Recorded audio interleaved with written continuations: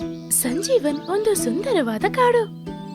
ಇಲ್ಲಿ ಹಚ್ಚ ಹಸಿರಿನ ಮರಗಳು, ಬೆಟ್ಟ ಹಾಗೂ ಒಂದು ದೊಡ್ಡ ನದಿ ಇತ್ತು. ಆ ನದಿಯಲ್ಲಿ ಸ್ವಲ್ಪ ಬಾತುಕೋಳಿಗಳು ವಾಸ ಮಾಡ್ತಿತ್ತು. ಆಮೇಲೆ ಎಲ್ಲ ಪ್ರಾಣಿಗಳು ಅಲ್ಲಿ ನೀರು ಕುಡಿಯಕ್ಕೆ ಅಂತ ಬರ್ತಿತ್ತು. ಆ ಗ್ರೂಪ್ ಅಲ್ಲಿ ಡಕ್ ಮತ್ತೆ ಡ್ರೇಕ್ ಅಂತ ಇಬ್ರು ಇದ್ರು. ಒಂದಿವಸ ಡ್ರೇಕ್ ನದಿ ಆಚೆ ಇರೋ ಅವರ ಗೂಡಲ್ಲಿ 2 ಮೊಟ್ಟೆಗಳನ್ನ ಇತ್ತು. ಡಕ್ ಮತ್ತೆ ಡ್ರೇಕ್ ಅವರ 2 ಮೊಟ್ಟೆಗಳನ್ನ ನೋಡಿ ತುಂಬಾ ಖುಷಿ ಪಡುತ್ತೆ. ಅದನ್ನ ತುಂಬಾ ಚೆನ್ನಾಗಿ ನೋಡ್ಕೊಂಡ್ರು. ಆ ನದಿಯಿಂದ ಸ್ವಲ್ಪ ದೂರದಲ್ಲಿ ಒಂದು ಹಾವು ವಾಸ ಮಾಡ್ತಿತ್ತು.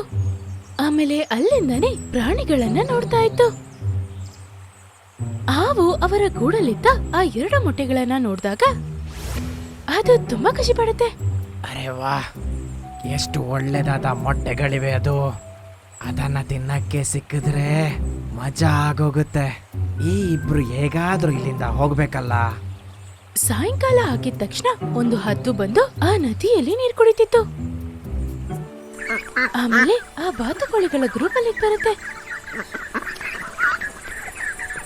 ಡಕ್ ಮತ್ತೆ ಡ್ರೇಕ್, ಇದು ನಿಮ್ಮ ಮೊಟ್ಟೆಗಳ? ನಾನು ಈ ಮೊಟ್ಟೆನ ಬೆಳಗ್ಗೆನೆ ಇಟ್ಟೆ. ಹಾ, ಹಾಗಾಗಿ ಬೆಳಿಗ್ಗೆಯಿಂದ ನೀವು ಕೆರೆಯಲ್ಲಿ ಕಾಣಿಸ್ತಾನೇ ಇಲ್ಲ.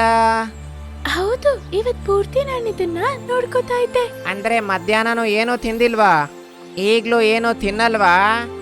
ಇಲ್ಲ, ಈಗ ತುಂಬಾ ಹೊಟ್ಟೆ ಹಸಿತಿದೆ. ಆದ್ರೆ ಈ ಮೊಟ್ಟೆಗಳನ್ನ ಬಿಟ್ಟು ಎಲ್ಲಿ ಹೋಗ್ಲಿ? ಅರೆ ಟೆನ್ಷನ್ ಮಾಡಬೇಡ, ಇಲ್ಲಿ ಇವಕ್ಕೆ ಏನೂ ಆಗಲ್ಲ.